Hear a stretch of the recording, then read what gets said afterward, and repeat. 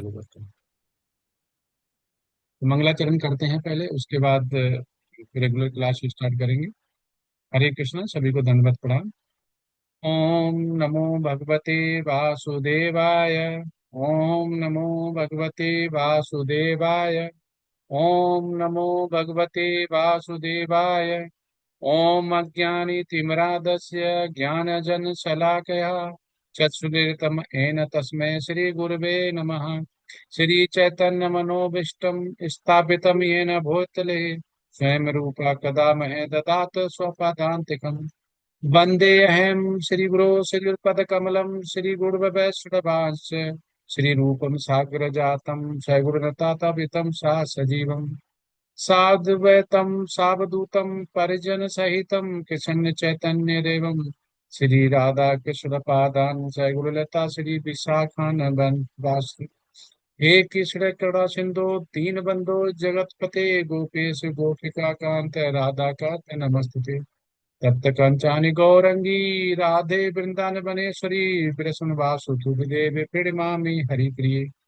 वाञ्छा कल्पतरुभ्यश्च कृपा सिन्धुभ्यश्च पतितनां पावनेभ्यो सर्वेभ्यो नमो नमः। नमः ओम विष्णुपदाय कृष्णपृष्ठाय भूतले श्रीमते भक्तिवेदान्त स्वामिने नामिने।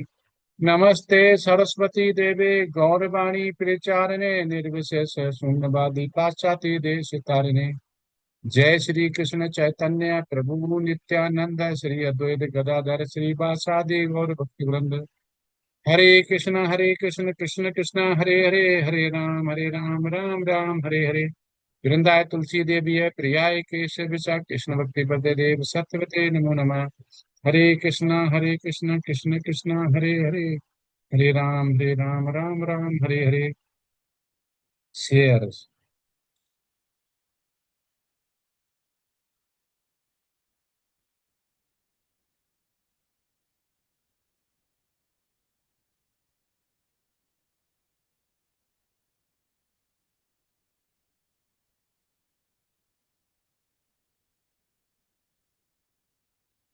आपको दिख रहा है सभी को? प्लीज कंफर्म करें एक बार। जी प्रभु जी जी दिख रहा प्रभु है। दिख रहा है। धन्यवाद।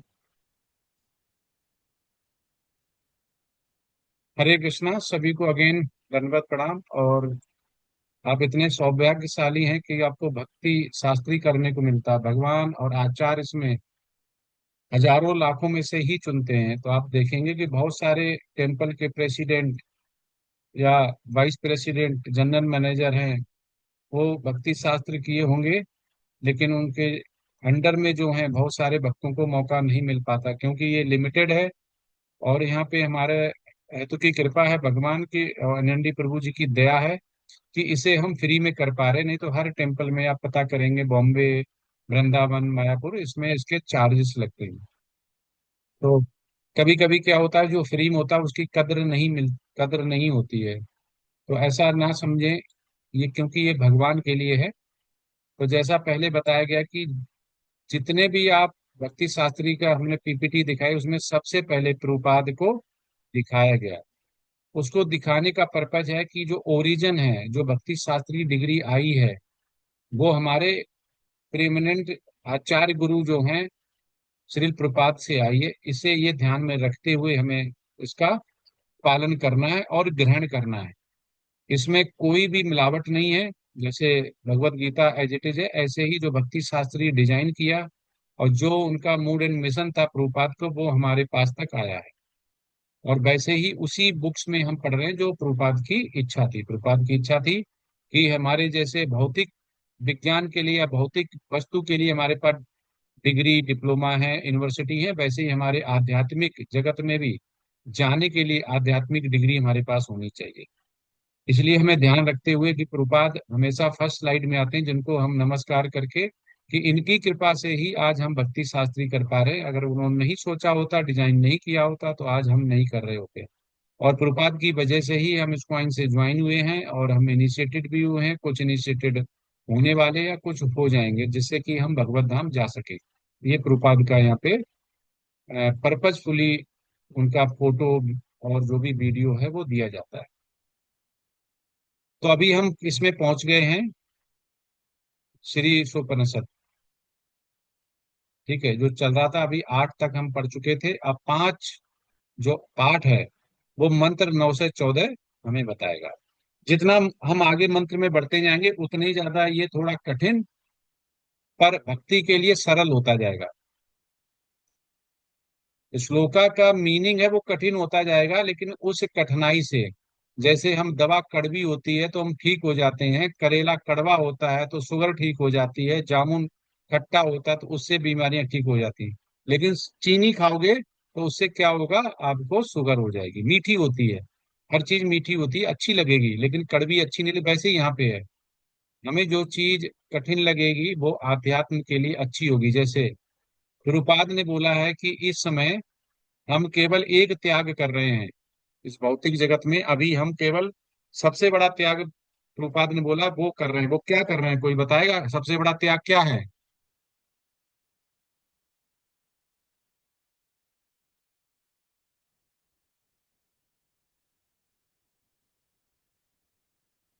कोई बताएगा? किसी को नहीं पता सत्संग त्याग। है? असत्संग त्याग। हरे कृष्ण। गुरु जी वो तो हम कह देते हैं, लेकिन उसमें भी आसान हो जाता है। लेकिन प्रभुपाद कहते हैं कि सबसे ज्यादा जो त्याग बोला गया वो बोला गया सुबह ब्रह्म मुहूर्त में उठना। उन्होंने सबसे पहले नंबर 1 पे बताया कि इस कलयुग में जो ब्रह्म मुहूर्त में उठ जाता है और वो भगवान का मंगला आरती, मंगलाचरण, या कोई बुक्स, या प्रभुपाद के मूड एंड मिशन में सहयोग प्रचार प्रसार करता है और माला जप करता है, वो सबसे बड़ा त्याग बोला गया है प्रभुपाद ने। क्योंकि आप देखेंगे ना, उठने में ही दिक्कत होती है। जी प्रभु जी। हम ही सोना ही चाहते हैं, केवल सभी सोना सोना चाहते हैं, सभी उठना कोई नहीं चाहता है। लेकिन एक ऐसी प्रक्रिया है कि इसमें हमें आचार्य लोग ऐसा सिखाते हैं कि हम उठने लगते हैं, फिर हमें आनंद आने लगता है, फिर हमें ये बोझ नहीं लगता है। सुबह उठना है तो शरीर भी उसी आध्यात्म में जब आते तो कम टाइम में ही नींद पूरी हो जाती है, ऐसा प्रभुपाद का आशीर्वाद है। तो इसलिए सबसे बड़ा त्याग ये हमारा आता है, जो हमारा नींद का, जो जो नींद की स्वतंत्रता है, नींद का जो आनंद है, वो हम छोड़ देते हैं। और ये सबसे बड़ी आसक्ति होती है जो हम छोड़ते हैं, उसके बाद सब चालू होता है। जो ब्रह्म मुहूर्त में नहीं उठ पाता है, उसका आप देखेंगे उसका जो आध्यात्मी जर्नी है वो बहुत डिले और बहुत लेट स्टार्ट होती है, कभी कभी वो उसका पतन भी हो जाता है, ऐसा प्रभुपाद बताते हैं। तो यही आगे आने वाले में हम समझेंगे कि हम कैसे इससे बच पाए। तो मंत्र 9 से 14 में आप देखेंगे निरपेक्ष और सापेक्ष को बताया गया, जिसमें अब्सोल्यूट ट्रूथ और ब्रह्म और जिसका निराकार है वो समझाया जाएगा। तो स्टार्ट करते हैं। तो जो खंड 1 था उसमें हमने मंत्र 1 से 3 देखा, स्वामित्व और भगवान के कानून। ठीक है, भगवान के कानून क्या है? भगवान के कानून वो हैं जो धर्म शास्त्रों में लिखा हुआ कि ऐसा करना ऐसा नहीं करना, वो भगवान के कानून। वो सब कुछ भगवान ने ही बनाया हुआ है, वेद शास्त्र जो है सब भगवान के बने हुए हैं। तो उसको ऐसा ना समझे कि किसी मनुष्य ने बना दिए या किसी देवता ने बना दिए, वो निमित्त मात्र बने हैं, सारा भगवान से ही आया हुआ है। इसलिए यहाँ पे स्वामित्व और भगवान के कानून को बोला गया। स्वामित्व किसका है? मकान का जिसकी रजिस्ट्री होगी वो उसका स्वामित्व होगा, वो उसका मालिक होगा। तो वेद शास्त्र और जितने भी हमारे ग्रंथ हैं उनका मालिक कौन है? भगवान। उनका स्वामित्व किसके पास है? भगवान के पास। तो कोई अधिकार नहीं जमा सकता है कि ये मैंने लिखा है, मैंने बताया, मेरा है, नहीं कर सकता है।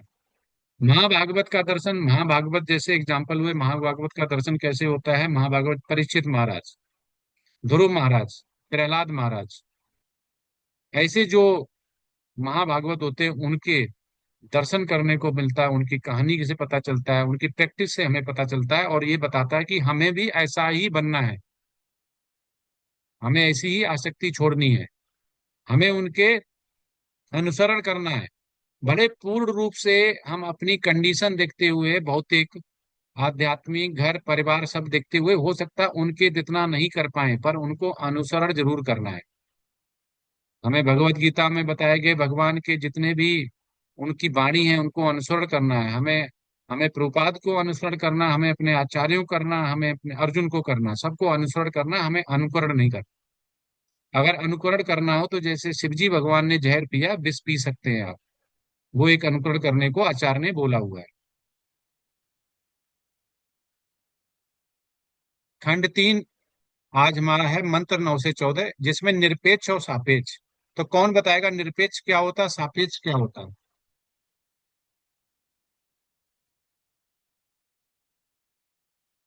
अभी इसको बोलते हैं एब्सोल्यूट। एब्सोल्यूट मतलब जो सही है उसको एब्सोल्यूट बोलते हैं। वो किसी के लिए बदलता नहीं है। चाहे कुछ भी हो जाए, कुछ भी हो जाए, वो हमेशा वैसे ही रहता है। हम्म।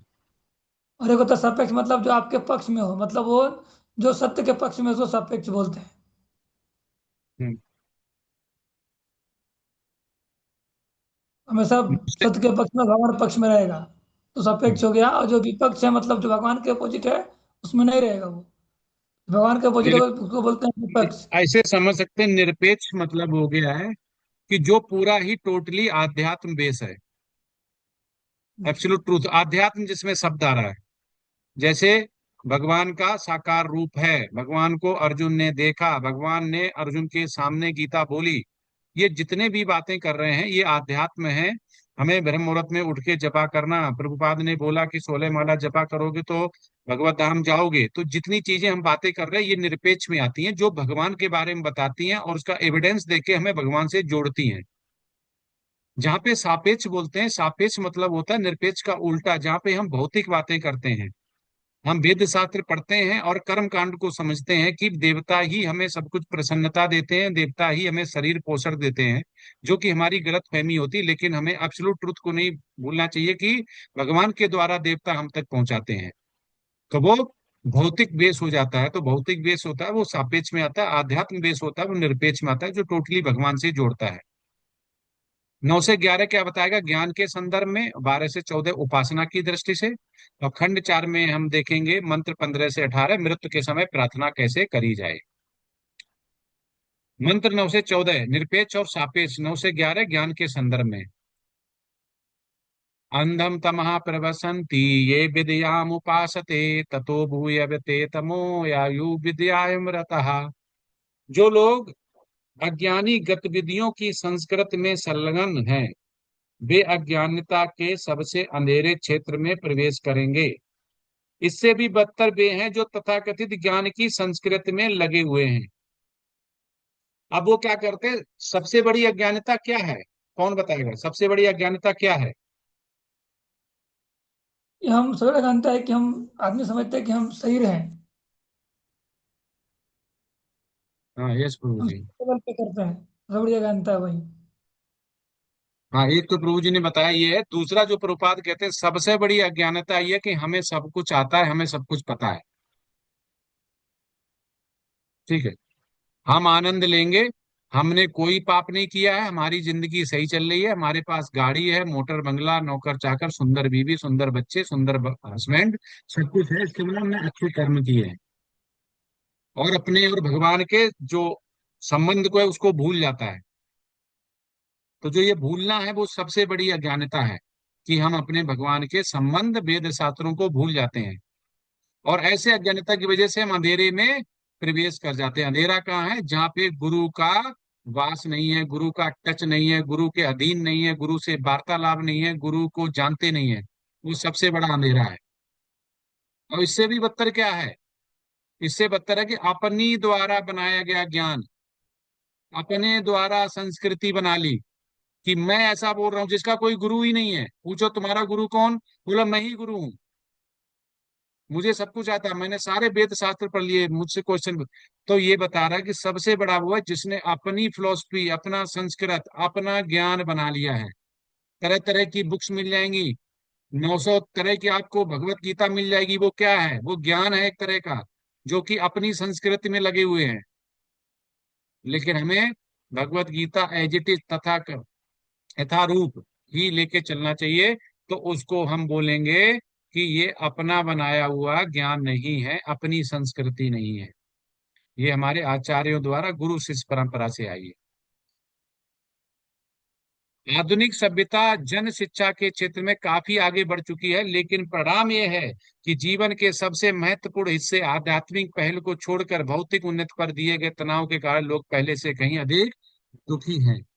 वो कह रहे हैं कि हमने आध्यात्म छोड़ दिया, हम भौतिक में लगे हुए, हमारे पास इतने न्यूक्लियर वेपन है, हमारे पास बॉम्ब राडार है, हमारे पास बॉम्बर है, हमारे पास डिफेंस सिस्टम है, ये आधुनिकता को दिखा रहे। हो क्या रहा है? रसिया यूक्रेन पे, इजराइल हमास पे, इंडिया पाकिस्तान का, ये क्यों हो रहे हैं? क्योंकि हमें भूख है और ज्यादा क्षेत्र बढ़ाने की, पावरफुल दिखाने की, अहम दिखाने की। ये लड़ाई है वर्चस्व की, ये लड़ाई है अपने क्षेत्र को बढ़ाने की। ये कैसे आई? ये आई है कि आधुनिक सभ्यता की वजह से, कि आध्यात्म नहीं है, क्योंकि उन्हें शांति नहीं है। और इससे क्या हो रहा है? लोग मर रहे हैं, दुख हो रहा है, दुखी हैं सारे। आज हमारे साथ ये होगा, कल दूसरे के साथ होगा। इसलिए इसका एक ही तरीका है। प्रभुपाद कहते हैं कि अगर हर कंट्री में भगवान का हरे कृष्ण महामंत्र अगर जपा जाएगा, तो वहां पे युद्ध नहीं होगा, क्योंकि भक्त युद्ध नहीं करते हैं। भक्त कौन सा युद्ध करते हैं? भक्त युद्ध करते हैं अर्जुन जैसा, धर्म के लिए, ना कि क्षेत्र बढ़ाने के लिए, ना का किसी की जमीन हड़पने के लिए, ना किसी नीचा दिखाने के लिए। तो ये कहीं भी दुखी का कारण क्या है? भौतिक हमारी आसक्तियां, चाहे वो कंट्री हो चाहे वो मनुष्य हो, क्योंकि कंट्री को चलाने वाला ही मनुष्य है। देश नहीं कहता कि मुझे ये चाहिए, वो जो बैठा हुआ मनुष्य है उसे वो चाहिए। इसलिए हमें इससे बच के रहना चाहिए। एक नास्तिक लोगों द्वारा ज्ञान की उन्नति एक नाग के फन पर एक मूल्यवान रत्न के रूप में खतरनाक है। ना सजाए गए नाग से अधिक खतरनाक होता है कीमती गहनों से सजा हुआ कोबरा। वो कह रहे हैं कि जो एक कोई मनुष्य है, वो वैसे ही खतरनाक होता है अगर उसे अधकचरा ज्ञान मिल जाए, जैसे कि सांप के ऊपर मणि। अब सांप के फन पे निकली हुई मणि आप निकाल पाएंगे? नहीं निकाल पाएंगे, वो डस लेगा। वैसे ही यहाँ पे है कि नास्तिक लोग ऐसे थोड़ा ज्ञान पाके हो जाते हैं, ऐसा उन्नति दिखाते हैं, फिर इतना खतरनाक हो जाता है कि जैसे सांप के फन पे एक मूल्यवान रत्न लगा हो। तो उससे ये यहाँ पे प्रभुपाद तात्पर्य के द्वारा बताना चाह रहे, उससे हमें बहुत बच के रहना है। तो यहाँ पे प्रभुपाद कह रहे जा रहे हैं कि अगर कोई मनुष्य या जीव सर्प समान है और उसने बहुत अच्छे आभूषण पहन रखे हैं, तो उससे दूर रहिए, वो ज्यादा खतरनाक है। इवन जिसने कीमती गहने सजे नहीं हैं। तो यहाँ प्रभुपाद कीमती गहने किसको बता रहे हैं? कीमती गहने उसको बता रहे हैं जो कि वेद शास्त्र द्वारा बताए गए हमारी वाणी को नहीं बता रहे हैं, उसको नहीं मान रहे हैं, उसको यहाँ पे बोला गया है।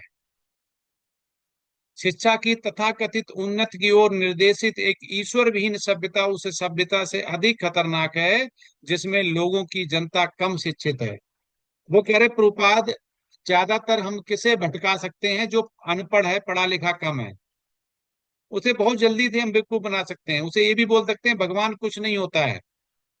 तो अभी आज ही हम एक न्यूज में पढ़ रहे थे ऐसे कि ज्यादातर इटली और जो यूरोप की कंट्रियां हैं, वहां पे नास्तिकवाद लगभग 20 से 30% में पहुंच गया है, जो कि अपने परिवार या पीढ़ी द्वारा दिए गए धर्म को नहीं मानते हैं।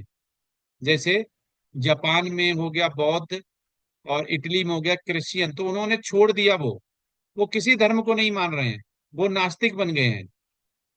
तो ईश्वर विहीन हो गए, नास्तिक मतलब ईश्वर विहीन हो गए।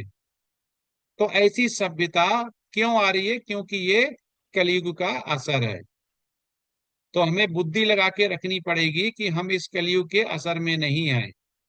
क्योंकि परीक्षित महाराज ने क्या किया था? परीक्षित महाराज चाहते तो कलयुग को नहीं आने देते, पर उनको श्रृंगी द्वारा जो उनके साथ घटना घटी, उनको उन्होंने एक्सेप्ट किया, क्योंकि उन्होंने बोला ये भगवान की लीला है, इसमें कुछ छिपा हुआ है। तो उस कलयुग को हमें ये समझना पड़ेगा जो आया हुआ है कलयुग में। नुकसान भी है तो फायदा भी है। सबसे बड़ा फायदा प्रभुपाद बताते हैं, इसमें कोई यज्ञ नहीं करना, कोई इसमें तपस्या नहीं करनी, कोई मंदिर भ्रमण नहीं करना है। आप घर पे बैठ के आराम से हरे कीर्तन महामंत्र कीजिए और भगवत धाम जाइए, इतना इसका। इसलिए उनको परीक्षित महाराज को निमित्त मात्र बनाया भगवान ने, ये परीक्षित महाराज जानते थे। मंत्र 10। ज्ञानियों ने समझाया है कि एक परिणाम ज्ञान की संस्कृत से प्राप्त होता है और एक अलग परिणाम अज्ञान की संस्कृत से प्राप्त होता है। तो उन्होंने बताया कि एक ज्ञान वो है जो अध्यात्म से आता है, भगवान की लीला और वाणी से आता है। एक वो आता है जो ईश्वर विहीन ज्ञान होता है, जैसे साइंस का ज्ञान कि हम रॉकेट बना रहे हैं, हम स्पेस जाएंगे, हम न्यूक्लियर बॉम्ब बनाएंगे, हम बॉम्बर बनाएंगे, हम ऐसा केमिकल बनाएंगे, हम ये बनाएंगे, जितना भी ये है अज्ञान, उसका जो रिजल्ट होता है वो बहुत खतरनाक होता है। वो अलग तरह का ही उसका परिणाम आता है। अब वो परिणाम अज्ञानता पूर्ण किया हुआ कार्य की वजह से होता है, जिसका रिजल्ट इतना खतरनाक होता है कि जिसके बारे में हम सोच नहीं सकते हैं। आध्यात्म का रिजल्ट क्या होगा कि भगवत धाम मिलेगा। और अज्ञानता का, भौतिक का रिजल्ट क्या होगा कि हमें दोबारा मनुष्य का जीवन भी नहीं मिलेगा, ये भी गारंटी नहीं है। दोनों में ये फर्क है। विद्या ज्ञान की संस्कृति। व्यक्ति को एक आदर्श सज्जन बनना चाहिए और दूसरों के उचित सम्मान देखना देना सीखना चाहिए। तो यहाँ पे क्या बता रहे हैं, जैसे कोई भक्त है तो उसको किसी के प्रति भी विनम्र भाव रहना है, कोई ईर्ष्या नहीं करनी है, और एक बिल्कुल सज्जन बन के रहना चाहिए, सीधा सरल स्वभाव। और जो भी दूसरा कोई भक्त है या भक्त नहीं है, उसको उचित सम्मान दे, दोनों में कोई फर्क ना देखे, क्योंकि दोनों में भगवान की आत्मा परमात्मा विराजमान कर रही है, सब में भगवान विराजमान है, ऐसा सोचे। मंत्र 10 का तात्पर्य क्या है? अमामीनत्वम, अदभीतम, विनम्रता और गर्भहीनता। भाग 13.8। आधुनिक समाज में एक लड़का भी अपने आप को आत्मनिर्भर समझता है और बुद्ध वृद्ध पुरुषों का कोई सम्मान नहीं करता। हमारे विश्वविद्यालय में दी जा रही गलत किस्म की शिक्षा के कारण दुनिया भर के लड़के अपने बड़ों को सिरदर्द दे रहे हैं। अब इसमें क्या बता रहे हैं कि हम पहले पैर छूते थे, अभी आप देखना, अभी हम घुटने छूने लगे हैं, पूरा झुकते ही नहीं है। और कुछ तो ऐसा है जो केवल हाथ तक ही, कमर तक ही केवल हाथ लाते हैं, और कुछ तो दूर से टाटा बाय बाय करने लगे हैं। क्या कर रहे हैं। हाँ। तो ये प्रभुपाद क्या बता रहे हैं, प्रभुपाद उस समय बता दिया आज से इतने साल पहले कि ऐसा होगा, कि ऐसे विश्वविद्यालय में हमें समाज के लिए कैसे प्रकट होना है वो नहीं बताया जाएगा।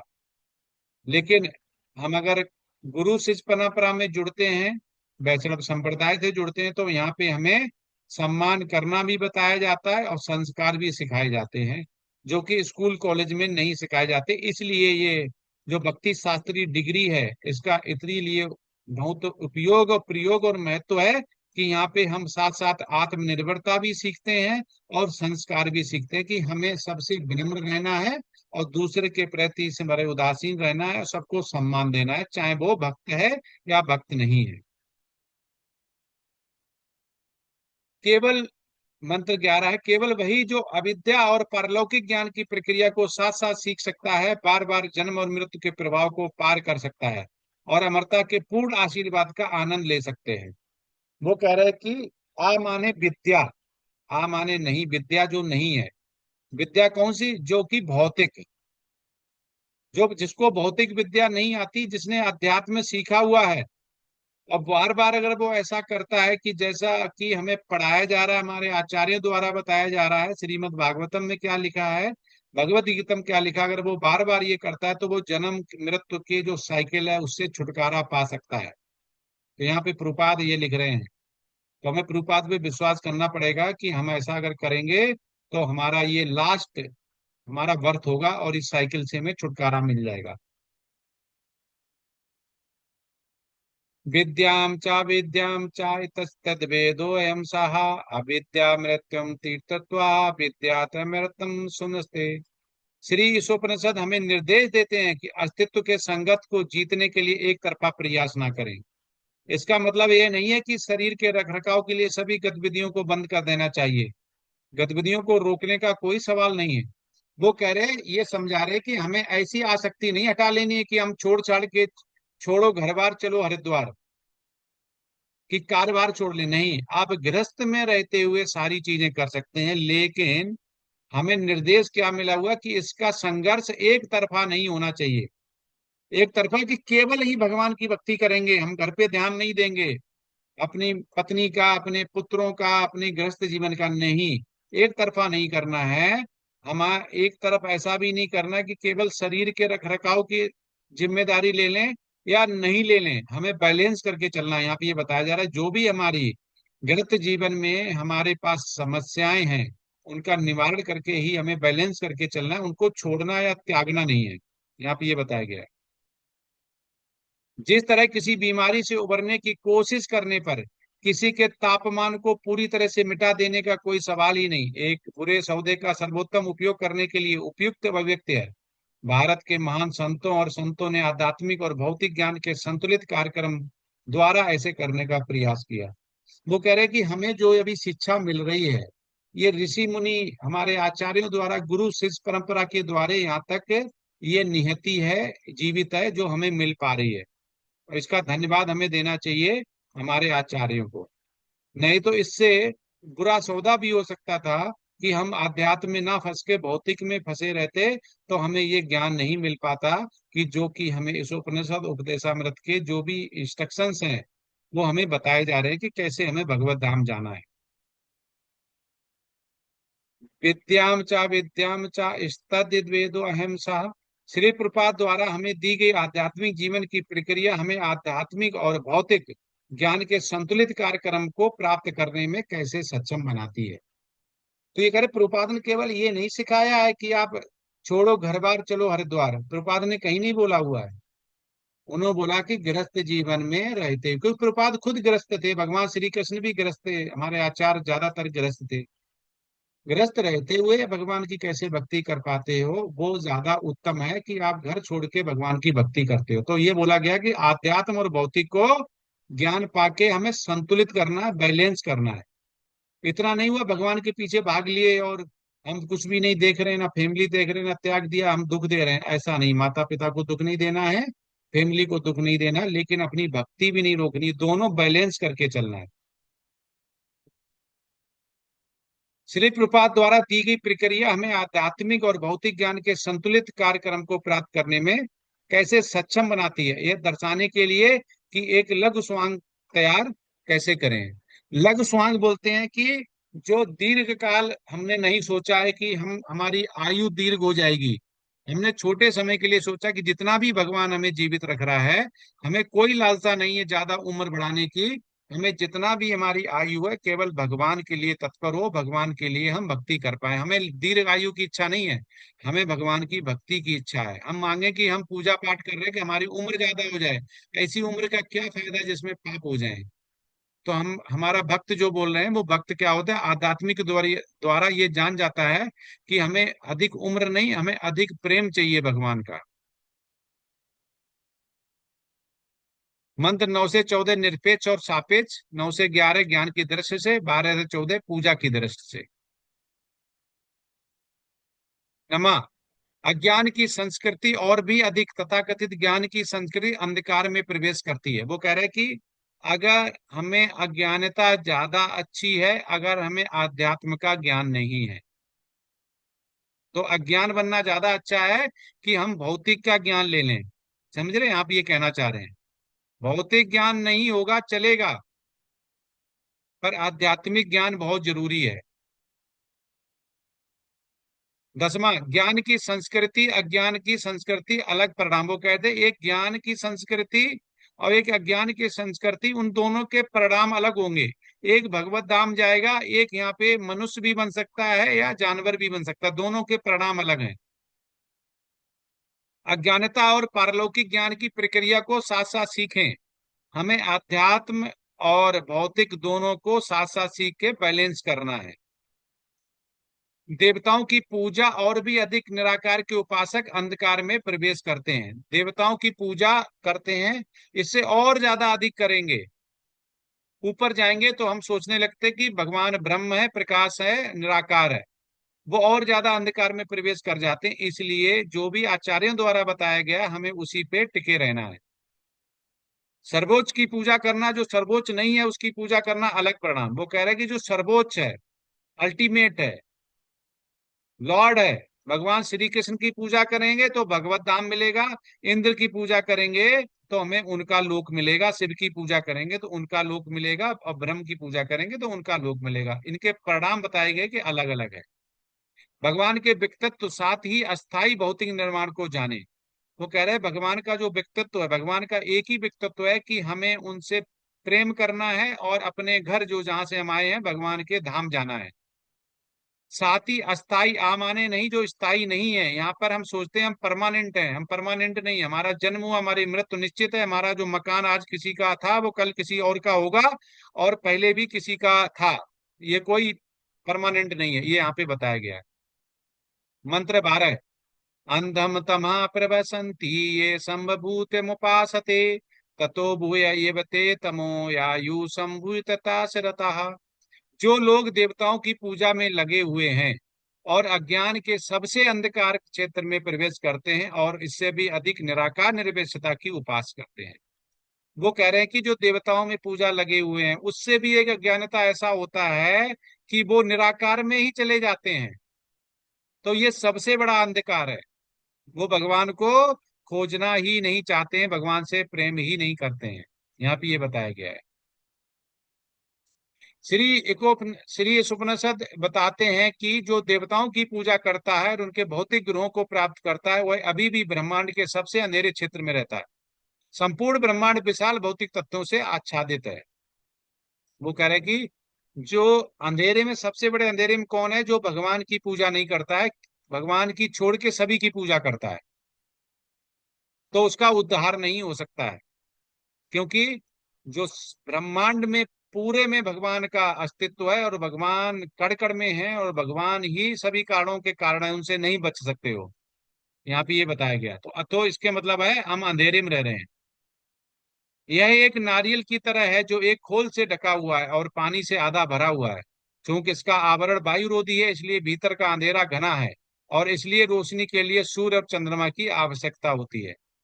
वो कह रहे हैं नारियल के अंदर पानी होता है, उसका अंदर भाग सफेद भी होता है। तो इसके मतलब ये नहीं कि अंदर उजाला होगा। नारियल के अंदर उजाला नहीं होगा अगर पानी भी है और उसका सफेद है, अंदर अंधेरा ही होगा। उसमें अंदर उजाला करने के लिए रोशनी चाहिए। तो हमारे अंदर भी ऐसे ही है, उसके लिए रोशनी चाहिए। इसके मतलब हमें तोड़ना पड़ेगा खोल, जो सेल हमारे ऊपर है वो हमें तोड़ना पड़ेगा, जो कि बहुत मजबूत होता है, अंदर फिर बड़ा सॉफ्ट निकलता है। तो इसीलिए बोला कि जो भौतिक तोड़ है वो बहुत कठोर होता है, लेकिन आध्यात्म होता है वो सॉफ्ट होता है। हमें बहुत ताकत लगेगी भौतिक त्याग करने में। निराकारवादी, मंत्र 12 का तात्पर्य। अज्ञानी, छद्म, धर्मवादी और तथाकथित अवतारों के निर्माता जो सीधे वैदिक आदेशों का उल्लंघन करते हैं, वे ब्रह्मांड के सबसे अंधेरे क्षेत्र में प्रवेश करने के लिए उत्तरदायी हैं। क्योंकि वे उन लोगों को गुमराह करते हैं जो उनका अनुसरण करते हैं। ये निर्विशेषवादी आमतौर पर स्वयं को उन मूर्ख व्यक्तियों के लिए भगवान के अवतार के रूप में प्रवेश करते हैं जिन्हें वैदिक ज्ञान का कोई ज्ञान नहीं। ऐसे मूर्ख लोगों के पास यदि कोई ज्ञान है तो उनके हाथों में अज्ञान से सबसे अधिक खतरनाक है। वो कह रहे हैं कि हमें उनसे बच के रहना चाहिए जो खुद ही भगवान बताते हैं, या भगवान का अवतार बताते हैं, या गुरु बताते हैं, अपने पास शक्तियां बताते हैं। वो बहुत ज्यादा खतरनाक होते हैं। मूर्ख व्यक्ति ज्यादा खतरनाक होता है, प्रभुपाद कह रहे इससे कि एक समझदार व्यक्ति।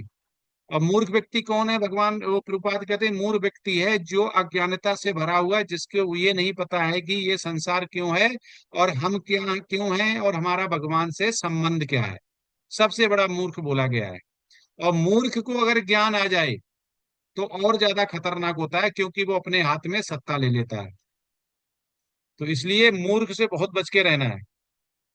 एक अनपढ़ मूर्ख ज्यादा अच्छा है पढ़े लिखे मूर्ख से, कृपाद ये समझाना चाह रहे हैं।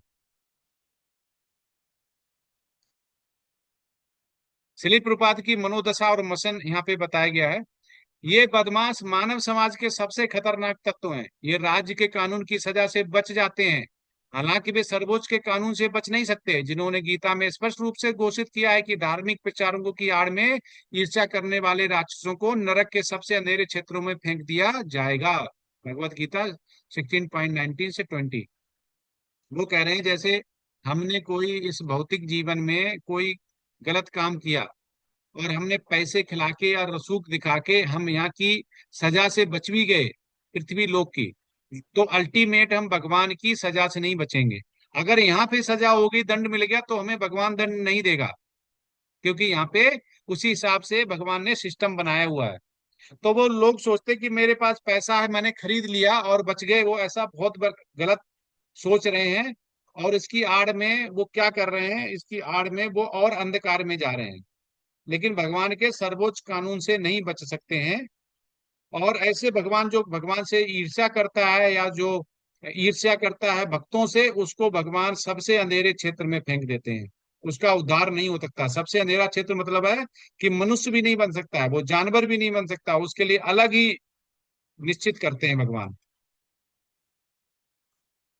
श्री उपनिषद पुष्ट करते हैं कि ये छद्म धर्मवादी अपने आध्यात्मिक गुरु व्यवसाय के पूरा होने के बाद ब्रह्मांड में सबसे घृणित स्थान की ओर बढ़ रहे हैं, जो वे केवल इंद्र तृप्त के लिए करते हैं।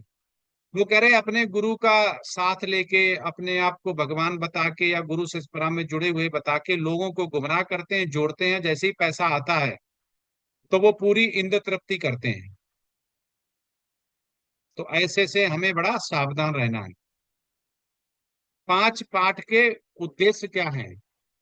आधुनिक दर्शकों के लिए शिक्षा की उन्नति के संबंध में मात्र 9 से बयान पेश करने पर चर्चा की कैसे श्री प्रपात द्वारा हमें दी गई आध्यात्मिक जीवन की प्रक्रिया हमारे अपने अनुभव और शास्त्र से संदर्भों के उदाहरणों के साथ आध्यात्मिक और भौतिक ज्ञान के संतुलित कार्यक्रमों को प्राप्त करने में सक्षम बनाती है। मंत्र 13। आधुनिक समय में ऐसे ढोंगियों की संख्या काफी बढ़ गई है, और इन ढोंगियों को और छद्म अवतारों के अपवित्र प्रचार से जनता को बचाना भगवान के शुद्ध भक्तों के लिए एक समस्या बन गया है।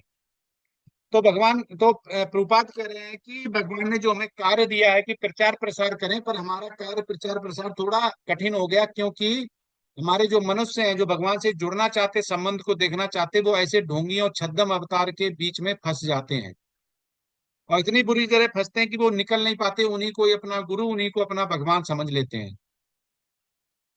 और ये किसके लिए प्रचार प्रसार में बाधा बनती है? ये भगवान के लिए, जो उन्होंने बोला हुआ है कि हमारा भक्त वो सबसे अच्छा होता है जो प्रचार प्रसार करता है। तो ये प्रचार प्रसार में बाधा आता है, बहुत समस्या बन जाता है कि समझाना मुश्किल हो जाता है। हरे कृष्णा। आज का ये पूरा सार था। अब किसी का कोई प्रश्न है तो पूछ सकते हैं।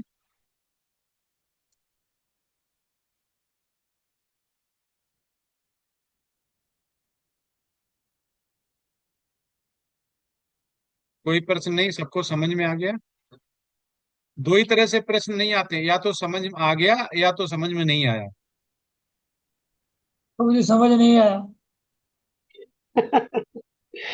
समझ नहीं आया प्रभु जी हम लोगों को। हाँ, इसमें माता जी बिल्कुल सिंपल है, जो आज का था मंत्र। इसमें ये बताया गया है कि हमें अपनी जो हमारी भौतिक है, हमारे घर में कलह या संस्कार नहीं मिटने चाहिए। जैसे आप बोल रहे कि हम माला जपेंगे, इसमें ये बताया गया, और आपके प्रभु जी भूखे बैठे हैं, बोले नहीं, हमें बताया गया है कि भगवान की पूजा सर्वोत्तम है, आपका खाना सर्वोत्तम नहीं है। तो यहाँ पे ये बताया गया है, हमें बैलेंस करना है, हमें पहले प्रसादम पाना है, उसके बाद जब प्रभु जी चले जाए तब हमें माला जप करना है। हमें कलह नहीं करनी है, हमें हमें झगड़ा नहीं करना है। यहाँ पे पहला ये सिंपल बताया गया। दूसरा ये बताया गया, जो ढोंगी बात छद्म छद्म मतलब जो जो अवतार बोलते हैं, जो रूप रख लेते हैं, उनसे हमें बच के रहना है। और हमें गुरु की शरण लेना है, जिससे कि हमें अंधकार से पता चल जाए। और हमें अपने जो भौतिक जीवन और जो आध्यात्म जीवन हमने चुना है, उसको बैलेंस करना। ऐसा नहीं कि आप पूरे दिन रात भगवान की सेवा में लगे रहे, आपका घर फैल गया बिल्कुल ही। बच्चे कहाँ जा रहे हैं, माता पिता कहाँ जा रहे हैं, सास ससुर कहाँ जा रहे हैं, क्या नहीं, उनको सबको बैलेंस करते हुए उनको त्यागना नहीं है, उनको लेके चलना है। इसमें ये बताया गया कि छोड़ो घर बार चलो हरिद्वार, प्रभुपाद ने यहाँ पे बोला गया, मना किया गया है कि उसे करने से आपको भगवान मिल जाएंगे, ऐसा नहीं बताया गया। क्योंकि सबसे पहले शुद्धता पवित्रता हमारे हृदय में चाहिए, तभी हमें एकांतवास हमें लग पाएगा, नहीं तो हमारा पतन हो जाएगा। और हमें इसमें अपने शरीर पे ज्यादा ध्यान ना देके हमें फोकस करना है क्वालिटी पे, भगवान की भक्ति की क्वालिटी में। हमारा चैंटिंग अच्छा हो, हमारा प्रसादम अच्छा हो, भगवान की हम भक्ति कर पाए और प्रचार प्रसार कर पाए। बस ये चार चीजें इसमें समझने वाली थी आज।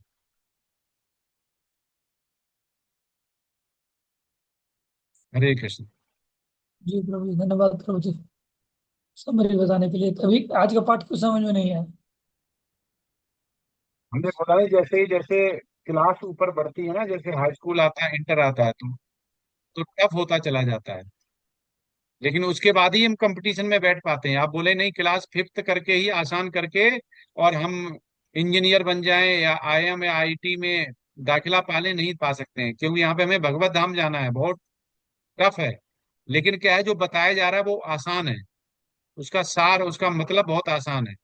मतलब सिंपल है कि हमें इस शरीर पे ज्यादा ध्यान ना देके पर इस शरीर को लेते हुए चलना है। क्योंकि शरीर नहीं होगा तो भक्ति कैसे करेंगे? आप कहेंगे हम तो इतनी भक्ति करेंगे बीमार हो जाएं, तो शरीर ही जब बीमार हो जाएगा तो भगवान की, तो इस शरीर की बहुत आवश्यकता है। इस शरीर के द्वारा ही भगवान की भक्ति कर पाएंगे। तो आज वाले में यही बताया गया कि हमें हर चीज बैलेंस करके चलनी है।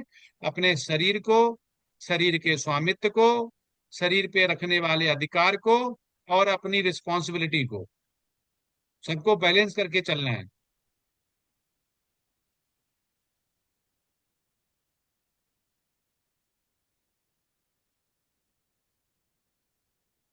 ठीक है। जी प्रभु जी। बहुत सिंपल है इतना। आज वाला तो बहुत ही सिंपल है।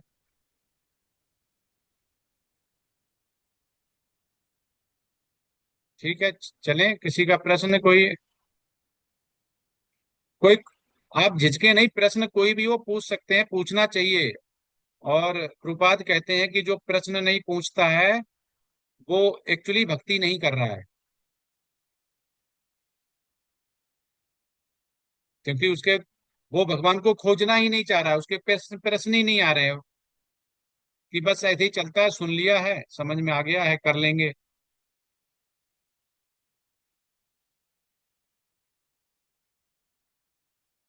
ठीक है, हरे कृष्ण। प्रभु ठीक जी है। एक सवाल है, ये हाँ, क्लास से हटके हरे हैं। कृष्ण। हाँ बोलिए, आप बोलिए चंदन की मुझे। प्रभु जी बोलो। हाँ, यस यस। चंदन बोलो प्रभु। कि प्रभु जी जब हम मंगला आरती अटेंड करते हैं सुबह में, हम्म। तो मैं क्या करता हूँ, मैं मंदिर अटेंड करने के बाद घर पे भी करता हूँ, तो वह क्या सही है कि नहीं, यही पूछना है। देखो प्रभु जी, दीक्षा के बाद ऐसे आचार्य लोग बोलते हैं कि हमें घर पे परफॉर्म करना चाहिए, प्रायोरिटी हमें घर पे, क्योंकि हमें प्रैक्टिस करना है। आप जब हम्म। मंदिर में कर रहे हैं तब कोई दूसरा कर रहा है, हम उसे देख रहे हैं। तो हमारे, हम किसी को देख रहे हैं कर रहा है उसमें, जो दीक्षित है और जो जिसने ब्राह्मण दीक्षा ली वो कर रहे हैं, वो हम उसको देख रहे हैं, उससे हमारे भगवान से आदान प्रदान होता है। लेकिन जो भगवान को अगर फील करना है, जैसे फॉर एग्जाम्पल आपने अपने बच्चे को खाना खिलाना है, आपने एक खाने का टुकड़ा लिया और अपने माता जी को दिया, धर्मपत्नी को, उन्होंने बच्चे को खिलाया, प्यार उतना ही है।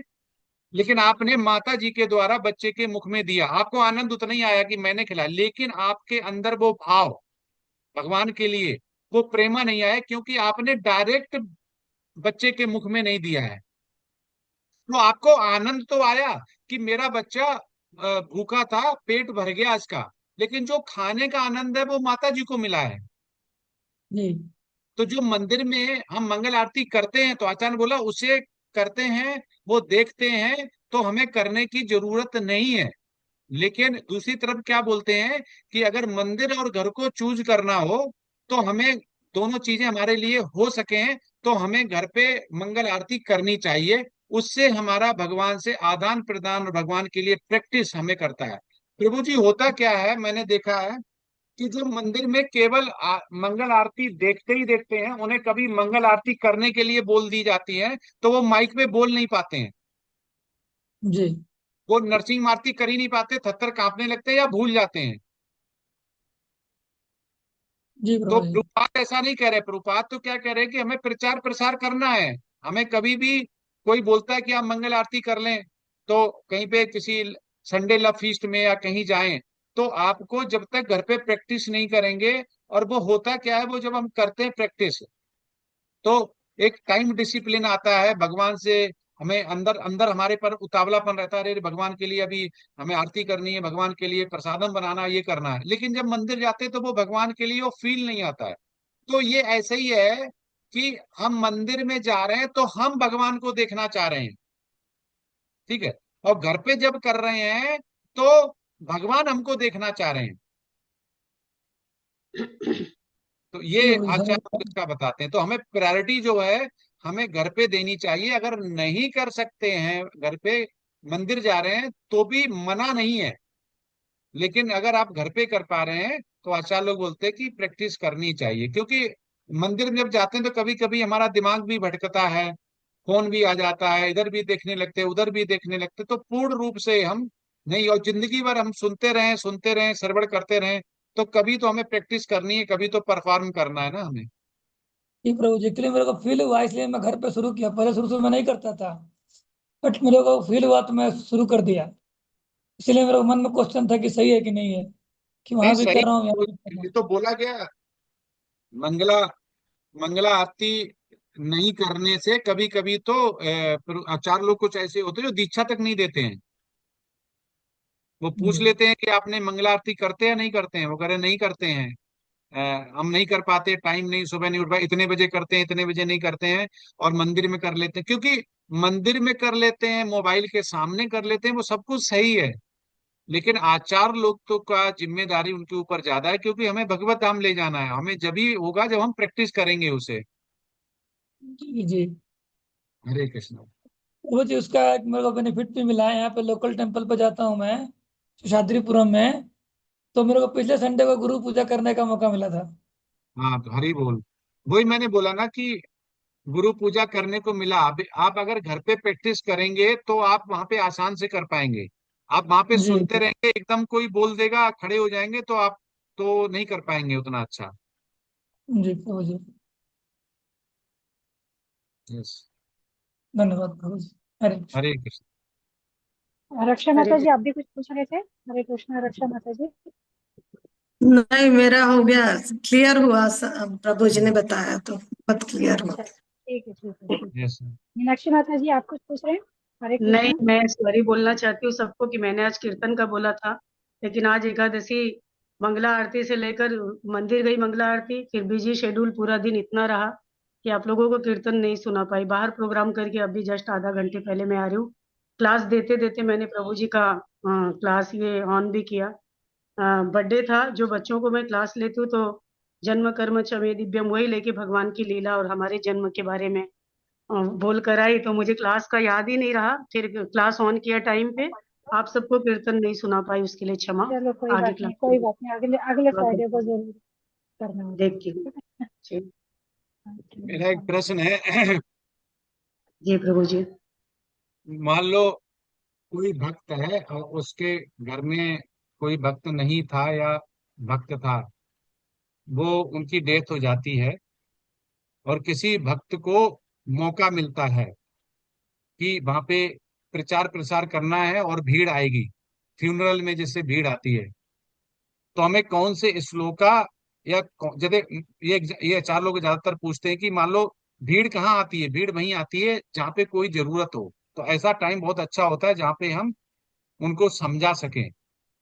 तो वहां पे हमें क्या रेफर करना चाहिए, वहां पे हमें कौन से श्लोका बोलने चाहिए, जिससे कि जो लोग आए हैं, जो जो दुख में हैं, किसी का पिता होगा, किसी की माता होंगी, किसी का पुत्र होगा, किसी के वो होगी, तो इतनी ज्यादा एक एक मनुष्य एक जगह आएंगे, जीव एक जगह आएंगे, उनको पूरा समझा के और अच्छा सा प्रचार प्रसार होगा, तो उसके लिए आप लोग क्या करेंगे? अभी तो लेवल 5, अभी तो 5 हो जाएगा, और उसके बाद प्रचार प्रसार ब्रह्म शास्त्री भी बन जाएंगे, और ऐसा मौका आ गया तो आप कैसे टैकल करेंगे और कैसे करेंगे, क्या क्या करेंगे, कैसे करेंगे? प्रभु जी, वहां पर हम सब जान ही रहे हैं कि जन्म मृत्यु के लिए भगवत गीता का सेकंड चैप्टर है, जहाँ पे बहुत सारे श्लोकस हैं। तो दूसरा चैप्टर 11 नंबर से लेकर 29 तक पूरा आत्मा के बारे में ही दिया गया है। श्लोका बोल सकते हैं, एंडिंग ये है कि सर्वधर्मान्य परित्यज्य, कि हम जान रहे हैं कि ये शरीर नाशवान है और शरीर का जन्म मृत्यु होता है, आत्मा का जन्म मृत्यु नहीं होता है। आत्मा ही शाश्वत है, शरीर तो नाशवान है, एक दिन छूटेगा ही। तो हमको जितना भी समय है, शरीर चल रहा है, भगवान की भक्ति करनी चाहिए, कृष्ण की शरण में जाना चाहिए और भगवान को समर्पण करना चाहिए। और बिना भगवान के शरण में गए मनुष्य जीवन सार्थक नहीं होता है। सर्वधर्मान् परित्यज्य माम एकम शरणम व्रज अहम त्वाम सर्व पापेभ्यो मोक्षयिष्यामि मा शुचः। जब तक अब तक हमने हमारे जीवन में जो कुछ भी, जब भक्ति में नहीं लगे थे, गलत कार्यों को हमने किया, जाने अनजाने अनेक प्रकार के पाप कर्म हम लोग करते रहते हैं। लेकिन किसी वैष्णव की संगति, भक्त की संगति मिली है, उसका लाभ लेना चाहिए। और वही ज्ञान पृथ्वी आचे आते नगर आदि ग्राम सर्वत्र होवे मोर नाम प्रचार, जारे देखा तारे कहा कृष्णोपदेश। गली गली नगर नगर जो हमने ज्ञान लिया है, जो हमारे गुरुजनों आचार्यों जनों से सीखा है, वही ज्ञान हमको दूसरों को भी प्रभु जी देना चाहिए, जहां तक मैं समझती हूँ। प्रभु हरे जी मैं कृष्णा। रेफर करूंगा। एक श्लोक 13 है 2.13 का। उसमें भगवान बोलते हैं कि देहिन अस्मिन् यथा देहे कौमारम यरम जरा तथा देहांतर प्राप्ति धीरस्तत्व न मुह्यति। हम बोल सकते हैं वहां पे कि जो शरीर है हमारा बदलते रहता है, और ये शरीर प्रकृति का नियम है। जो धीर व्यक्ति है वो इससे प्रभावित नहीं होता है। तो ये प्रकृति का नियम है, हमको इससे प्रभावित नहीं होना है। हमको उस आत्मा के लिए करना है, और अपने लिए भी कुछ हम आगे बढ़ सके, प्रगति करें। इस चैप्टर 20 श्लोक को लेकर हम उसमें डिस्कस कर सकते हैं कि जो वहां प्रोसेस पर है आप वो वहां पर उससे रिलेटेड आप चित्रकेतु महाराज जी की कथा भी सुना सकते हैं, कि जहाँ एक करोड़ पत्नियां थी, पुत्र हुआ लेकिन पुत्री की मृत्यु हो गई, तो शरीर नाशवान है। और प्रत्येक व्यक्ति ये जानते सुनते हुए भी वो इस पर अमल नहीं करता है, विचार नहीं करता है। तो वो श्लोकस बोलकर और एटलीस्ट उनको समझ में आएगा कि कैसे अंगिरा ऋषि आए, नारद जी आए, बच्चा जन्म लिया, फिर मरा, और फिर वो उठा और फिर बताकर, और फिर वो डेथ हो जाता है, बच्चे का खत्म हो जाता है। तो वो स्टोरी भी बताकर प्रभु जी वहां पर हम लोग समझा सकते हैं, उनको शांत कर सकते हैं। 18 है, अंतवंत इमे देहा नित्य शोक्ता शरीर अनासीन अप्रमेय तस्मा ध्रुवस्य भारत। हम बोल सकते हैं शरीर है जो इसका अंत होना है, शरीर है जिसका अंत होना है। ये शरीर हमारा क्या है, जैसे कपड़ा है, जैसे कपड़ा पुराना होता है, शरीर पुराना हो गया तो जो आत्मा है वो जाएगी छोड़ के। उसके लिए हमें शोक नहीं करना है, ये तो होना ही है और सभी को हो रहा है। हम देख रहे हैं हमारे दादा परदादा, हमारे चाचा, बहुत लोग हमारे सामने चले गए, हमारी माता, हमारी परमाता। तो हमको शोक नहीं करना चाहिए। हमको क्या करना है कि हमारा जो गति है कैसे अच्छा हो, दूसरों की गति कैसे अच्छा हो, हमको उसकी बात को लेके हम समझा सकते हैं। अगर आप चाहते हैं कि आपका गति अच्छा हो, चाहे जब घर में उनका गति अच्छा हो, भगवत प्राप्ति हो, तो आपको ये करना चाहिए। कैसे करना चाहिए? अच्छे वे में। जो उनको पता नहीं है कैसे करना, तो इनिशियली कि आप मंदिर आइए, भगवान का पूजा देखिए, क्योंकि वो तो वहाँ पे भक्त लोग नहीं रहेंगे। हम उनको बोलेंगे माला करो, तो बोलेंगे अरे माला कौन पकड़ेगा, मेरे पास टाइम नहीं है। तो हम उनको संडे फीस्ट में बुला सकते हैं, कीर्तन में बुला सकते हैं, ऐसे करके धीरे धीरे हम उनको जोड़ सकते हैं। ये दो यस प्रभु जी। ये दोस्त लोग मेरे समझ से काफी है समझाने के लिए। हरे कृष्ण। यस। वहां पे प्रभु जी 2.11 भगवत गीता का असोच्या न असोचत्व प्रज्ञावादाश्च भाषसे गता सुन नानु सोचती पंडिता। हिरण्यकश्यपु के भाई हिरणाक्ष को जब भगवान वराहदेव ने वध कर दिया था, तो वहां पर भी बताया जा सकता है कि वो तो असुर था, भगवान का भक्त नहीं था, और फिर भी उसको आत्मा का ये ज्ञान था, एटलीस्ट था, कि ये शरीर नाशवान है।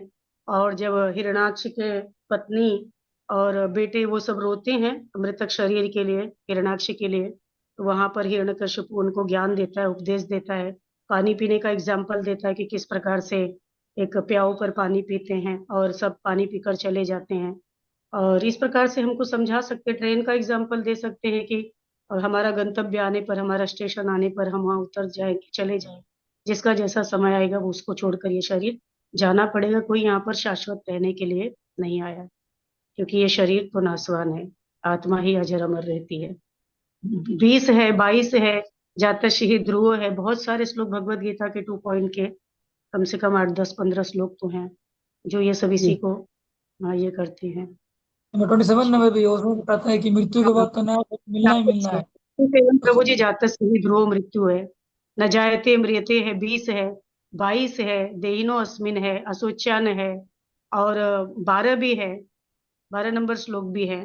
जड़ भरत महाराज जी की कहानी है उसमें कि कैसे वो संसार में आसक्ति हो जाता है फिर हमारा शरीर को लेकर, ये टू सारी पॉइंट चीजें हैं। इलेवन से 2.30 पूरे हैं मेरे हिसाब से। जी जी जी जी, बिल्कुल प्रभु जी, पूरा है, 30 तक पूरा है। लेकिन होता क्या, सर्वात्मा। मैंने क्यों पूछा है कि हम जी कितनी भी प्रैक्टिस कर लें, भक्त, अभी जी ऐसा भक्त की घटना हुई थी, आपने सुना भी होगा, जिसमें अहमदाबाद के पार्थ प्रभु जी थे। ठीक है, तो उनकी अर्धांगिनी बड़ी कम उम्र में ही, बहुत अच्छे भक्त हैं वो, अभी यात्रा भी हुई तो हमें मिले भी थे, उनकी अर्धांगिनी का ऐसे ही मतलब एकदम घर पे फिसल गई, और बगैर किसी एलिमेंट के डिसीज के वैसा हो गया। तो वो कह रहे थे कि हम तो भक्त हैं और हम सिखाते हैं 2.11 से 30। हमने क्वेश्चन पूछे, लेकिन ये हम, जैसे प्रभु जी ने पूछा ना, मंगल आरती हम करते हैं मंदिर में, घर पे नहीं करते, ये वैसे ही है कि हम प्रीचिंग कर रहे हैं, हमें सब पता है, लेकिन जब हम पे बीतती है ना, ये हमारे साथ खुद होती है, तो सारे श्लोका रखे रह जाते हैं, सब कुछ रखा जा रहा है, क्योंकि हम प्रैक्टिस नहीं कर पाते हैं।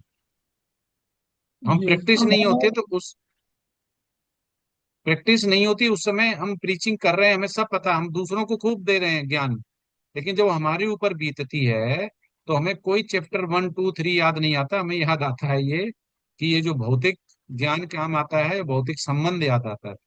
तो इसलिए हमने प्रश्न ये पूछा कि हमें दूसरे में नहीं, हमें अपने के लिए भी प्रैक्टिस करनी चाहिए कि हमारे साथ कल फ्यूनरल ऐसा होगा, हमारे मेंबर वाले ऐसे होंगे, हमें कहीं भी प्रचार प्रसार का मौका मिलेगा, तो हम कम से कम उस लेवल पे आ जाएं कि हम दूसरों को न्याय कर पाए, कि दूसरों को जो बता रहे हैं वो अपने ऊपर हम लागू कर पाए, तब ये भगवान की भक्ति होगी। नहीं, अंदर से तो हमें लग रहा है कि हमारा साथ ऐसा होगा तो हम रोएंगे, हम ये करेंगे, और दूसरों को हम दे रहे हैं। अ, हरे कृष्णा प्रभु जी, नहीं हम जो कुछ भी सीख रहे हैं प्रभु जी, तो रही हूँ कि मैं मेरे मन में ऐसे ही सोचती हूँ कि दुख का सामना तो हमको करना पड़ेगा, विपत्तियां आएंगी, दुख भी आएंगे, भक्ति कर रहे तो इसका मतलब कि नहीं शरीर शाश्वत रहेगा, नहीं, वो सब तो छूटना है, परिवार में से किसी का भी छूटेगा, लेकिन हम अपने आप को प्रभु जी स्ट्रॉन्ग कर रहे हैं।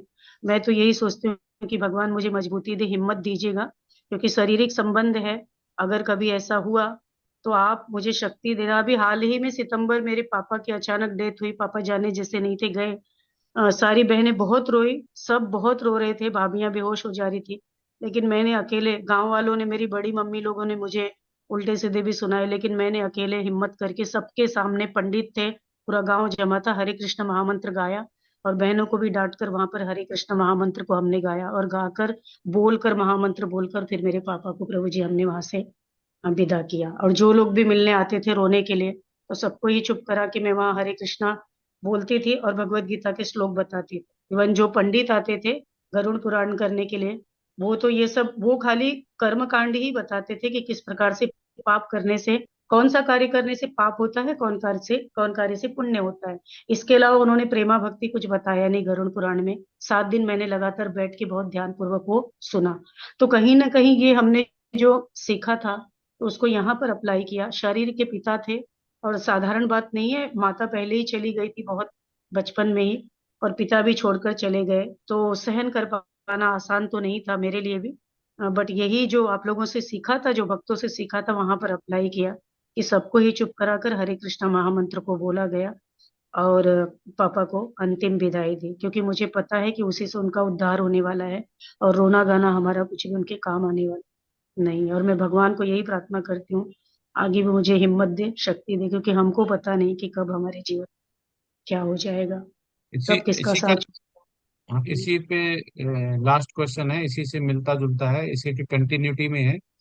एक भक्त मंदिर जाता है और वहाँ के प्रेसिडेंट से मिलता है, मान लो हमारे एनडी प्रभु जी से मिलता है कि प्रभु जी, हम भगवान के भक्त हैं, इतनी प्रैक्टिस है कि हमारे घर पे हमारे पिताजी का और माता जी का देहांत हुआ, मैंने इतना ज्यादा भक्ति में आ गया कि मैं शरीर को जान गया, आत्मा को जान गया, मेरे एक भी अश्रु नहीं निकले, ठीक है, और मैं आपकी मंदिर में सेवा देना चाहता हूँ अब, और मैं पूरा पारंगत हो गया, तो बताओ उसको वो प्रेसिडेंट या जो प्रभु जी हैं वो क्या मंदिर में प्रवेश देंगे या नहीं देंगे? मेरे समझ से नहीं देंगे प्रभु जी। नहीं देंगे प्रभु जी। नहीं, कोई क्योंकि पारंगत वैष्णव हो यहाँ नहीं, पे पूर्ण रूपेण प्रभु जी कोई पारंगत नहीं हो सकता है, क्योंकि अर्जुन को यहाँ पर भगवान कृष्ण ने स्वयं गीता का नहीं उपदेश दिया। पारंगत नहीं, पारंगत शब्द मत पकड़िए, उसके असुर नहीं आए ये पकड़िए। नहीं, हरे प्रभु जी कृष्ण अश्रु प्रभु। ठीक, अश्रु तो आना चाहिए ना प्रभु जी, थोड़ा अश्रु तो आता है, क्योंकि शरीर से लगाव होता है और इतने दिनों का संबंध होता है, कम से कम उतना तो। अभी कुछ दिन, 2-4 दिन पहले ही हमारी बिल्डिंग में एक बूढ़े से 84 साल के व्यक्ति चले गए, घर वालों ने किसी ने एक भी आंसू नहीं बहाए, लेकिन मुझे जैसे ही पता चला तो मैं डोर खोल के खड़ी थी। मैंने पूछा भी कि आप लोग ने भगवान का नाम लिया? वो बोले नहीं लिया, नहीं तुलसी माला पहनाई थी। मैंने वही गीता के श्लोक पढ़े, उनको सुनाकर नहीं, धीरे धीरे पढ़े, और जब तक बॉडी नहीं ले गए तो मैंने हरे कृष्ण महामंत्र वहां पर उनके लिए किया। और सडनली अचानक से प्रभु जी, मैं ये नहीं बोलूंगी कि नहीं नहीं आंसू आए मेरे आंख में, जीव को देखकर दुख हुआ मुझे, क्योंकि जिससे संबंध होता है उससे दुख होता है, उसके जाने पर तकलीफ होता है, क्योंकि हमने उसको अपना माना है तो दुख तो होगा प्रभु जी। लेकिन उनसे मेरा लेकिन कोई लेकिन संबंध नहीं था, फिर भी उनको देख के दुख लेकिन हुआ अभी मुझे। दूसरी तरफ हम कह रहे हैं कि 2.11 से 30 में कि ये शरीर नहीं है, ये आत्मा है, और ये हाँ है, और बिल्कुल उसके बाद बिल्कुल बिल्कुल कह रहे हैं प्रभु जी, कह रहे हैं, लेकिन उस स्तर पर आने के लिए समय लगेगा। मैंने कहा ना कि भगवान से मैं यही प्रार्थना करती हूँ कि हिम्मत दे, हमको शक्ति दे, जो वास्तविकता है हम उस पर खरे उतर पाए प्रभु जी। तो नहीं, उन प्रभु जी को तो वो आ गए ना उस लेवल पे, उनके असुर नहीं आए हैं, फिर मंदिर में प्रवेश क्यों नहीं मिलेगा?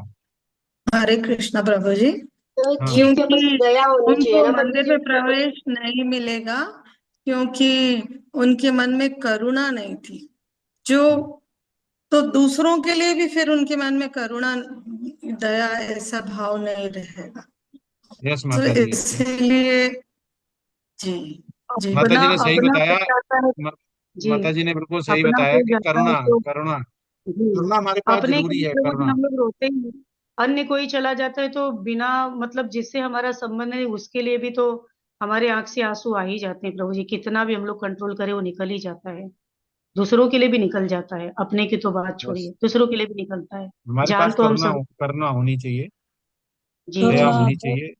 क्या होना चाहिए कि वो जीव है, उसने भक्ति नहीं किया, अब अधम, जब पता नहीं कहाँ जाएगा।